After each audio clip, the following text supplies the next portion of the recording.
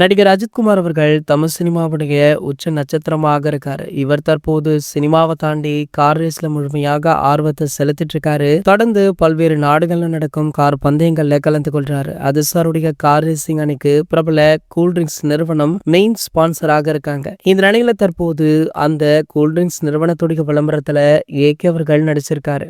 Car race விபத்துல அதிசர் சிக்கி விடுவது போலவும் அந்த கூல்ட்ரிங்க்ஸ் குடித்ததுமே அவர் மாசாக ரேஸ்ல ஜெயித்து வாங்குவது போலவுமே இந்த விளம்பரத்துல காட்டப்பட்டிருக்கு. மேலும் துணிஞ்சவங்களுக்கு தடையே கிடையாது, லட்சியங்களை நோக்கி முன்னேறு அப்படின்னு அதிசருடைய வசனங்களுமே மாசாக பேசியிருக்காரு. அது இந்த விளம்பர வீடியோவில் நல்லாவே தெரியுது.